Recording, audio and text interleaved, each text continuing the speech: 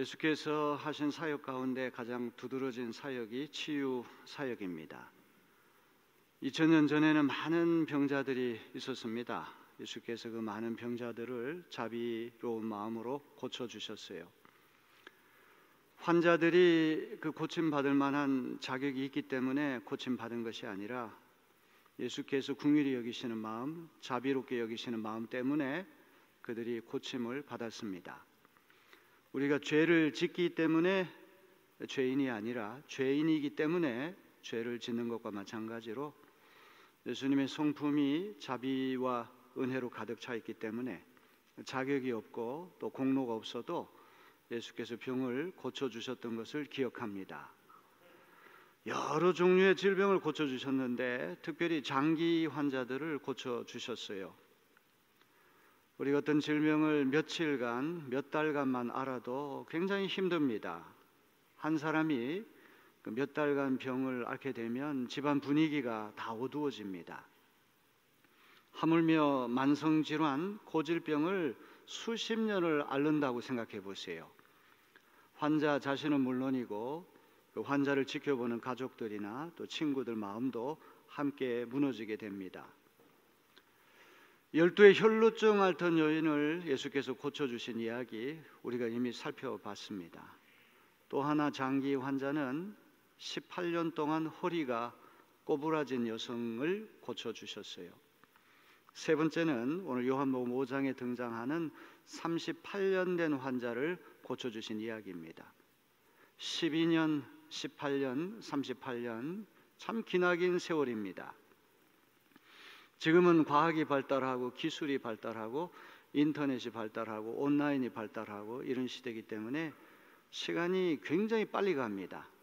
하지만 2000년 전에는 이런 문화시설, 과학이나 기술, 기계 이런 것이 전무한 시대가 아닙니까? 시간이 아주 더디 갑니다. 또 평균 수명이 40년 정도밖에 되지 않았다고 그래요. 그런 시대에 12회를 혈루증 앓고 18년 동안 허리가 꼬부라진 상태에 있었고 38년 동안 누워 있다고 하는 것은 참으로 힘든 일입니다. 예수님은 획일적인 방법으로 환자들을 고치지 않으십니다. 맞춤형 치유라고 할 만큼 환자의 형편이나 특성을 잘 고려하셔서 알맞은 방법으로 고치십니다. 12회 혈루증 앓는 환자는 아주 은밀하고 부끄러운 병이기 때문에 자기 병이 있다고 하는 것을 공개적으로 말할 수 없어요. 쥐도새도 모르게 예수님 몰래 접근해서 겉옷술을 만져서 병 고침 받았습니다. 18년 허리가 꼬부러진 여성도 예수께서 먼저 치유 선언하시고 안수하실 때 그 허리가 곧게 펴졌습니다. 우리 누가복음 13장 12절 13절을 잠깐 볼까요? 예수께서는 이 여자를 보시고 가까이 불러서 말씀하시기를 여자야 너는 병에서 풀려났다 하시고 그 여자에게 손을 얹으셨다. 그러자 그 여자는 곧 허리를 펴고 하나님께 영광을 돌렸다. 18년 동안 허리가 꼬부라져 있던 여성이 먼저 예수께서 치유 선언을 하십니다.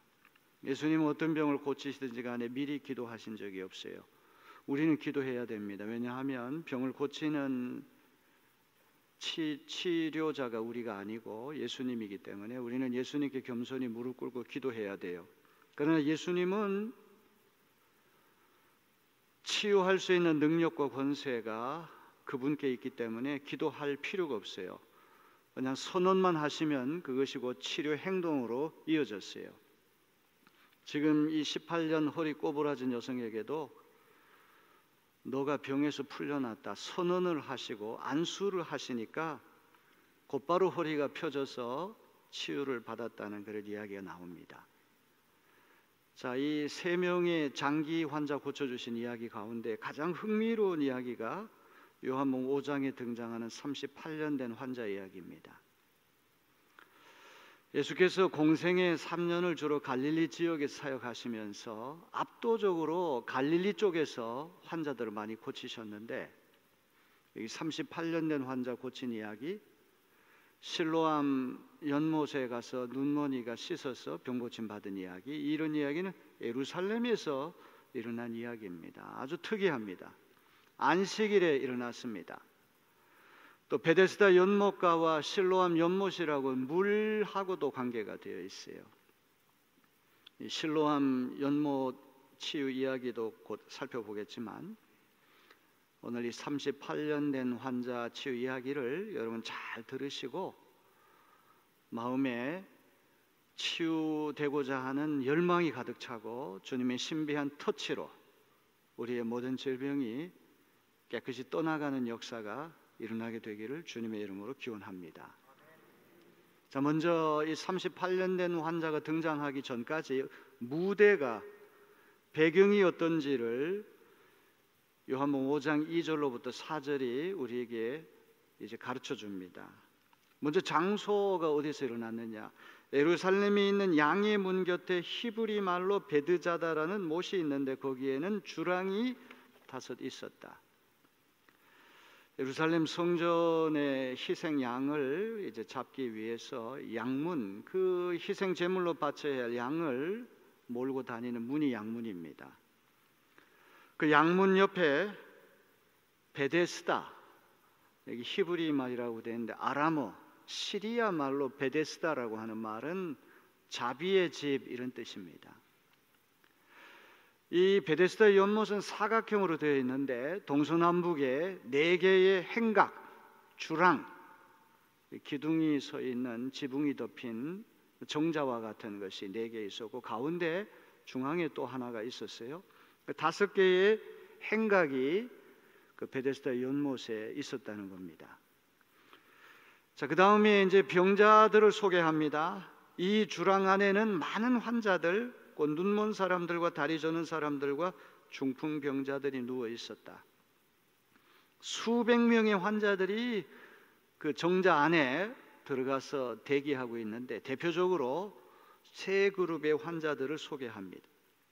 첫째는 눈먼 사람들, 2번째는 다리 저는 사람들, 3번째는 혈기 마른 사람들, 중풍병자들이 거기 있었다는 거예요. 이 3그룹의 공통점 무엇입니까? 자기 힘으로 여기 올 수가 없어요. 눈먼이도 누가 데려다 줘야 되고 다리 저는 이도 누군가 데려다 줘야 됩니다. 하물며 중풍병에 걸린 이든 온몸이 마비가 되어 있기 때문에 누군가 데려다 줘야 됩니다. 의존해야 할 사람들이라고 하는 것이 공통적입니다. 수백 명의 환자들 가운데 이 3그룹의 대표되는 환자들을 소개한 다음에 이들이 5개의 주랑 안에서 대기하고 진을 치고 있는 이유를 설명합니다. 그들은 물이 움직이기를 기다리고 있었다. 주님의 천사가 때때로 못에 내려와 물을 휘저어 놓는데 물이 움직인 뒤에 맨 먼저 들어가는 사람은 무슨 병에 걸렸든지 나았기 때문이다. 옛날부터 내려오는 전설이 있어요. 이따금씩 천사가 내려와 가지고 물을 휘저으면 그때 제일 먼저 뛰어드는 사람의 병이 낫는다는 속설이 있었기 때문에 오늘처럼 병원이나 또 전문의들이 있는 그런 시대라고 한다면 사정이 달랐겠지만 2000년 전이기 때문에 이런 미신, 전설, 속설을 믿고 예루살렘 도성에 살고 있는 수백 명의 환자들이 이곳에 와서 진을 치고 기다렸다는 그런 이야기예요. 여러분, 자, 이제 이런 일반적인 전체 무대 배경을 소개한 다음에 탐조 등의 카메라가 한 사람에게 초점을 집중합니다. 왜 수백 명이 진치고 있는데 왜 예수님은 수백 명을 다 집단으로 치료 안 하시고 한 사람만 골라서 표적 치료를 하실까? 그건 알 수가 없는 것입니다. 오늘 여기 수백 명이 예배하는 가운데 말씀을 듣지만 주님께서 왜 한 사람에게만 집중하셔서 그 한 사람이 표적 치료를 받게 하실까? 그거는 우리가 알 수 없는 것입니다. 자, 이제 이 탐조 등의 카메라가 한 사람에게 집중합니다. 우리 5절을 다 같이 볼까요? 거기에는 38패가 된 병자 한 사람이 있었다. 40년이 평균 수명이라고 한다면 38년 된 환자는 태어나서부터 이런 질병을 겪었다고 볼 수 있습니다. 어떤 질환인지 성경이 소개 안 하는데 여기 6절과 7절을 우리가 눈여겨보면 유추할 수가 있어요. 오랜 세월 누워 있었다. 다리 저는 사람 아니면 중풍병자의 확률이 높아요. 물이 움직일 때 누군가 못에다 넣어줘야 한다. 그가 가는 동안에 남들이 먼저 못에 들어간다. 아마도 이 베데스다 연못은 미네랄 성분이 풍부한 온천수, 용암이 부글부글 끓는 그런 온천수가 아니었을까 추측할 수가 있습니다. 일본에도 이런 온천수가 많죠. 거기 가서 목욕을 하게 되면 피부병이 다 낫고 질병이 떠나가고 이런 일들이 일어나는 것처럼 베데스다 연못도 아마도 이런 미네랄 성분이 있는 용암 온천이었기 때문에 이런 전설이 따라 붙었던 것 같아요. 그런데 이 사람은 눈먼 사람들, 다리 저는 사람들, 중풍병자들 이 세 그룹 가운데 자기 힘으로 빨리 물속에 뛰어들 수 없고 누군가 도와줘야 할 사람이라고 하는 것, 그거를 우리가 염두에 둬야 됩니다. 자, 요한복음 5장에 등장하는 치유 이야기가 특별한 것은 대부분의 치유는 환자를 사랑하는 주변 사람들이 예수님께 나와서 예수님께 부탁을 할 때 이루어집니다. 이니셔티브, 주도권이 환자나 주변 사람들에게 있는데 이 이야기는 예수님이 주도권을 쥐고 계신다고 하는 것이 특별합니다. 환자가 부탁하기 전에 예수께서 먼저 환자에게 다가가시는 거예요. 자, 우리 6절 말씀 중요한 말씀입니다. 다 같이 읽어볼까요? 예수께서 누워있는 그 사람을 보시고 또 이미 오랜 세월을 그렇게 보내고 있는 것을 아시고는 물으셨다. 낫고 싶으냐? 보신다는 동사, 아신다는 동사, 물으신다고 하는 동사, 이 세 가지 중요한 이야기입니다. 수백 명의 환자들이 거기에 있었지만 예수님이 38년 된 환자를 보고 계십니다. 주목하고 계십니다. 수백 명의 교인들이 말씀을 듣고 예배하는 자리에 있지만 주님이 도매금으로 모든 이에게 시선 주시는 것이 아니라 한 사람 한 사람 구체적인 개인에게 주님 시선을 주고 계심을 믿으시길 바랍니다. 사복음서를 읽어보면 예수님이 집단으로 도매금으로 일을 하신 적은 한 번도 없었어요. 항상 그 많은 사람들 가운데 구체적인 개인에게 집중하신다는 말이죠. 오늘도 주님께서 어떤 이의 형편을 보고 계실지 몰라요. 그 다음에 주님은 아십니다. 사람들은 우리 모르죠. 겉만 보고는 좋은 차 타고 다니고 좋은 옷 입고 다니고 좋은 집에 살고 직장도 버젓하고 무슨 근심 걱정이 있을까, 얼마나 행복할까, 참 부럽다 이런 생각하지만 주님은 우리의 속사정을 아십니다. 남이 알지 못하는 아픔이 있습니다. 상처가 있습니다. 인간의 힘으로 해결해 보려고 해도 잘 되지 않는 난제가 있음을 주님은 아시는 거예요. 수백 명의 환자가 있지만 예수님이 애지력, 어떤 신통력을 가지고 그 사람이 이미 오랜 세월 동안 그렇게 누워 있다는 걸 아십니다. 이렇게 보시고 아시면 주님이 치유 선언을 먼저 되게 하시거든요. 일어나라, 걸어가라, 내 병에서 풀려났다, 이게 말씀을 선언하시면 그게 치유 행동으로 이어지는데 여기는 이상하게 네가 낫고자 하느냐? 주님이 질문을 던지고 계세요. 보시고 아시는데 네가 낫고자 하느냐? 이 질문은 어떤 의미에서 나온 걸까요? 아주 오래전의 이야기입니다. 제 조카가 군대를 갔다 온 다음에 이게 무슨 좌절감, 자포자기한 상태가 돼가지고 방에 콕 박혀가지고 밖에 나오지를 않는 거예요. 그러면 이제 저희 어머니죠, 할머니가 먹을 거 아침, 점심, 저녁 들여다 놓으면은 먹고는 그 밖으로 비우고, 제가 가끔 집에 내려가면 저놈이 어떨 때는 죽었는지 살았는지 궁금해가지고 일부러 들어가가지고 이불을 들춰보고 그랬다는 거예요. 사람이 어떤 순간에 자포자기하고 슬럼프에 빠지게 되면 만사가 다 귀찮아질 수가 있거든요. 지금 이 38년 된 환자는 다른 사람에게 철저히 의존해야 되거든요. 거기다가 눈 뜨면 코베가는 아주 경쟁사회, 선착순 사회, 승자 독식 사회, 이런 세상 경쟁에 지쳐가지고 루저가 됐다는 말이에요. 그러다 보니까 어느 순간부터 낫고자 하는 열망 자체가 사라지는 거예요. 뭘 해보려고 하는 마음이 사라지는 거예요. 그렇게 몇 년 동안 폐인처럼 갇혀 있다가 갑자기 정신이 들어가지고 딱 박차고 일어나더니만 직장도 구하고 좋은 사람 만나가 결혼도 하고 지금 얼마나 건실한 그런 사람이 된지 몰라요.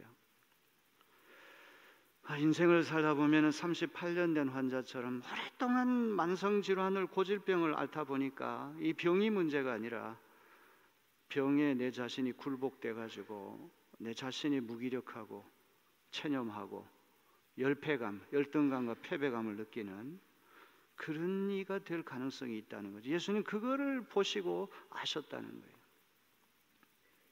곧바로 말씀으로 고치시는 게 아니라 네가 정말 낫고자 하느냐? 너 낫고자 하는 열망이 있어? 의지가 있어? 이런 질문을 오늘 우리에게도 던지실 수 있다는 것을 기억해야 돼요. 하는 일마다가 안 되고 코로나 시대로 이렇게 저렇게 손해보고 우울하고 답답하고 다 손 놓아버리고 그냥 무기력하게 하루하루를 살아간다면 오늘 우리가 38년 환자가 아니고 무엇이겠습니까? 예수께서 그런 우리에게 네가 정말 낫고 싶어? 이런 질문을 던지신다는 것을 기억해야 됩니다. 보시고 아셨다는 것이 이 환자의 동문서답에서부터 확증이 돼요. 낫고자 하냐 그러면 네! 낫고 싶습니다. 저 좀 고쳐주세요. 이렇게 말을 해야 되는데 환자는 엉뚱한 대답합니다. 7절 중요한 말씀입니다. 다 같이 읽어볼까요? 그 병자가 대답하였다. 주님, 물이 움직일 때에 나를 들어서 못에다가 넣어주는 사람이 없습니다. 내가 가는 동안에 남들이 나보다 먼저 못에 들어갑니다. 낫고 싶어? 네, 낫고 싶습니다. 이렇게 대답하면 될 건데 동문서답이에요. 한마디로 말하면 경쟁사회에 낙오됐다는 말이에요. 선착순 사회에 번번이 뒤로 밀려나서 루저가 됐다는 말이에요. 피도 눈물도 없는 경쟁사회, 자본주의 사회, 황금 만능주의 사회, 능력주의 사회. 처음에는 기대감을 갖고 뭔가 해보려고 하다가 38년이라고 하는 기나긴 세월이 되풀이되면서 번번이 좌절감을 느끼다 보니까 자기가 이런 처지가 된 것이 다 주변 탓이라는 거죠. 허황된, 허망한 속설과 미신과 전설을 믿고 쉽게 얘기한다면 복권 당첨돼 가지고 일확천금 갑자기 내 인생의 운명이 바뀔 거다 그런 요행을 바라는 것과 무슨 차이가 있겠습니까? 그러면서 언제가 짠 하고 이타적인 영웅이 나타나 가지고 물이 움직일 때 지가 먼저 안 들어가고 내가 양보할 테니까 너 먼저 들어가 등 떠밀어 줄 그 사람을 기다리고 오늘까지 살아오는데 한 번도 그런 적이 없었다는 거예요. 물이 움직이면 다른 사람은 어떻게 되든 말든 자기부터 제일 먼저 거기에 들어가려고 그렇게 하는 사람 때문에 번번이 자기는 뒤에 밀려나고 새치기 당하고 이렇게 됐다는 그런 말이죠.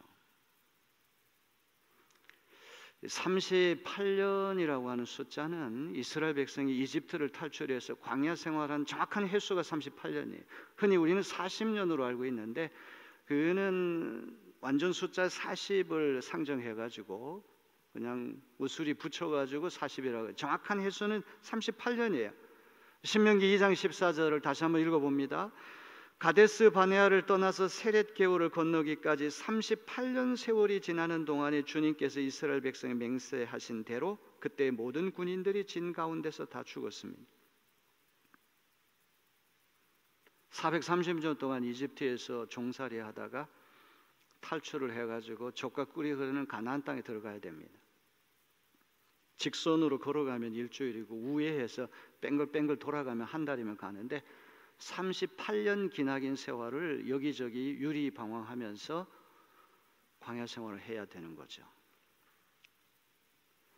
그 38년 세월은 어떤 세월입니까? 뒤돌아보는 세월이에요. 조금만 불편함이 있으면 이집트에 살았을 때는 좋았는데, 자유는 없었지만 가마에 고깃국이 끓고 먹을 거 입을 거 풍성했는데 왜 우리를 여기 끌고 나와서 이 개고생을 시키느냐.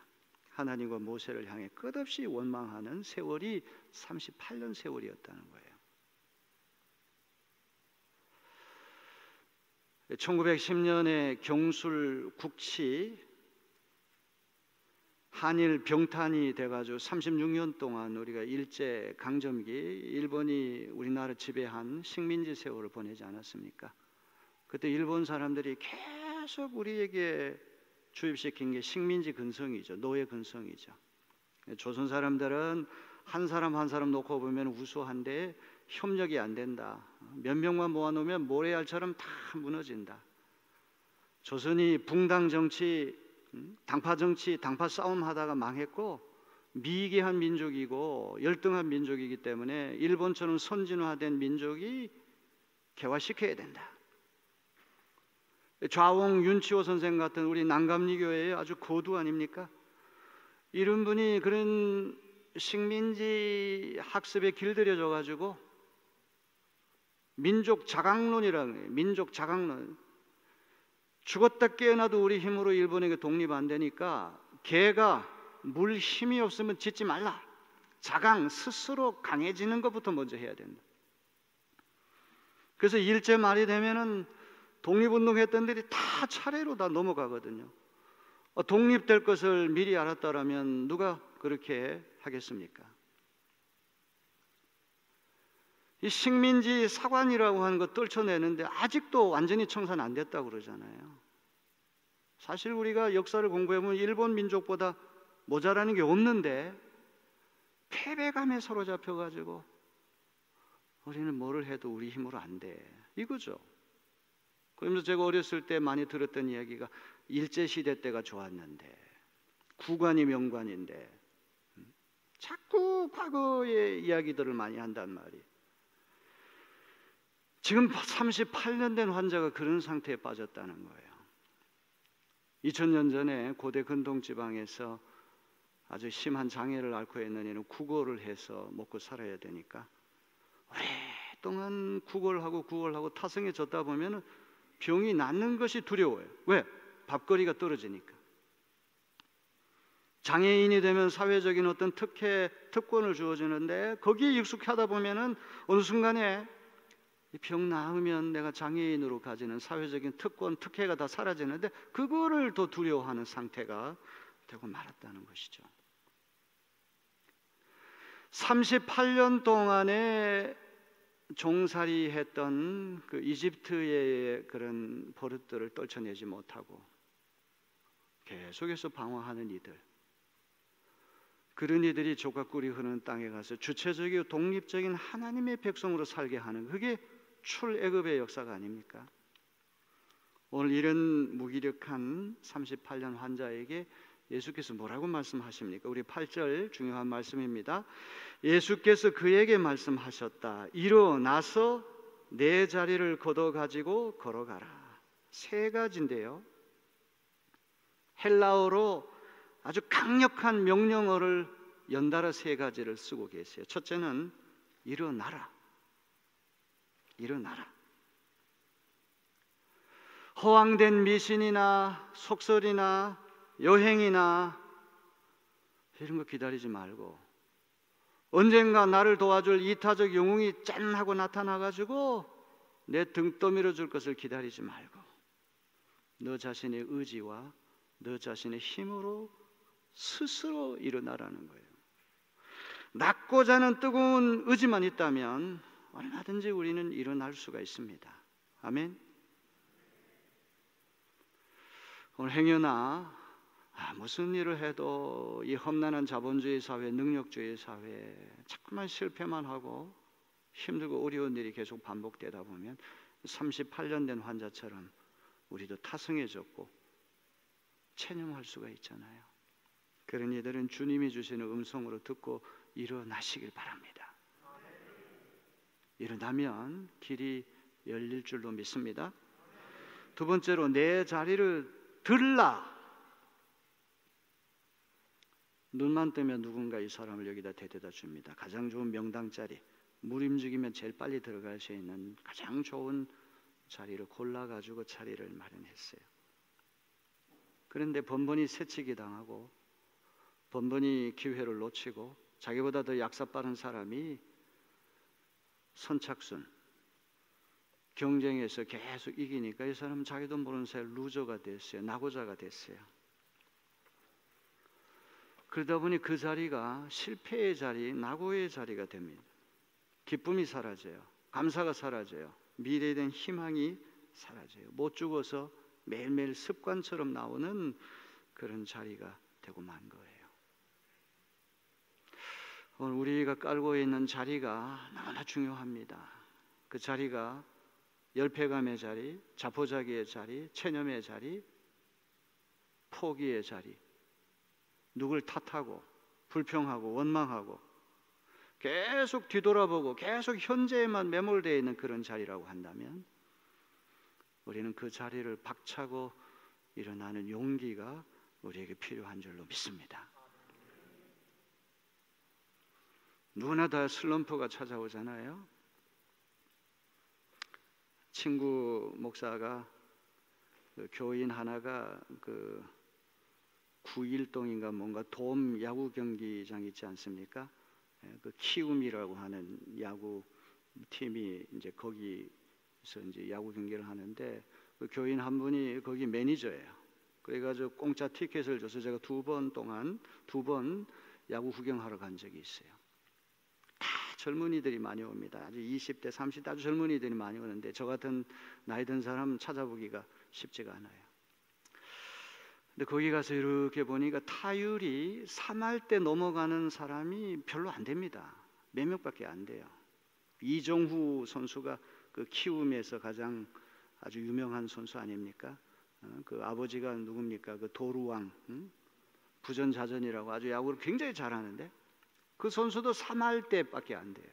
그러니까 10개 치면은 한 3개 정도가 안타나 홈런 된다는 그런 이야기 아닙니까? 어떤 사람은 2할 때로 떨어가죠. 1할 때로 떨어지는 그런 타자도 있어요. 공이 시속 150km 하면 휙 하고 하면 공이 날아가는 거예요. 휘두르면 벌써 공이 그 캐차 그 안에 들어가 있다는 그런 얘기 아닙니까? 훌륭한 야구 선수도 이런 일이 자꾸 안타 못 치고 홈런 못 치게 되면 슬럼프에 빠지거든요. 그러면 1군에서 2군으로 떨어지고 나중에 퇴출당하고 그러다 보면 옛날에 과거에 영광스러웠던 고등학교 시절, 대학 시절 이런 것만 자꾸 되새기면 사람이 폐인이 될 가능성도 있다는 그런 이야기예요.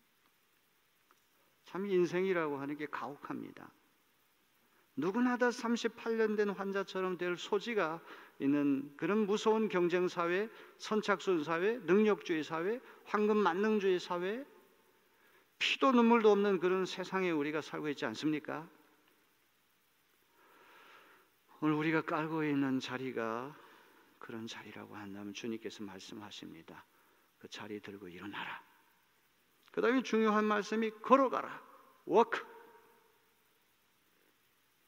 뒤돌아보지 말고 현재 매몰되어 있지 말고 미래를 향해서 어깨를 펴고 당당히 걸어가라.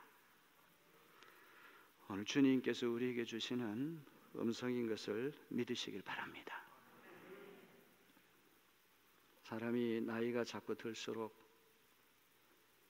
살 날이 많지 않으니까 희망은 줄어들고 과거의 추억과 기억은 점점 많아집니다. 제가 미국에 이민 목회 이렇게 할 때 그 연세 많으신 어르신들을 신방하게 되면 1시간, 2시간, 3시간도 모자랍니다.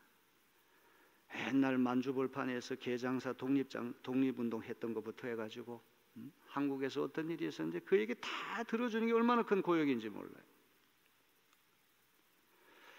예수 믿는 우리는 과거도 중요하고 현재도 중요하지만 미래를 향해 걸어가는 그런 사람들이 되어야 할 줄로 믿습니다. 이제 은퇴하고 나면 돈 많이 벌어가지고 가고 싶은데 다 가고 열심히 놀러 다녀야 되겠다 이런 생각이 아니라 하나님이 내게 주신 은사를 잘 개발하고 활용해가지고 어떻게 하면 하나님 나라의 보탬이 되고 하나님 부르시는 그 시간까지 부지런히 몸을 놀리고 성실하게 부지런하게 하나님 일을 하다 갈 수 있을까? 이런 것이 그리스도인의 아름다운 자세가 아니고 무엇이겠습니까? 추석을 맞아가지고 여러 프로그램들이 많이 나오는데 인천에 103세 된 할아버지가 다 나와가지고 마술도 하고 뭐 연주도 하고 그런 모습을 보면서 야, 참 대단한 어른이다. 어떤 할아버지는 거의 100세가 다 돼가는 분인데 헬멧을 쓰고 젊은이들처럼 옷을 다 유니폼을 입고 자전거를 40km, 50km 탄다는 그런 것도 제가 봤어요. 혹시 그거 본 분 있으면 한번 손 한번 들어보세요. 아무도 없네요. 다 기도하시느라고. 꼭 이상하게 제가 본 거는 좋은 점만 보고 텔레비전은 좋은 점만 보는 사람처럼 생각이 되는데 DNA가 우수하고 유전인자가 어떻고 그러니까 그렇죠. 그런 사람이 어디 흔합니까? 맞는 말이에요. 그러나 네가 낳고자 하느냐? 우리 마음의 의지와 열망이 없다는 게 문제가 아닙니까? 나이가 아무리 늙어도 인간은 계속해서 성숙해 갈 수가 있거든요. 저는 우리 내립교인들이 그런 이들이 되시기를 주님의 이름으로 기원합니다.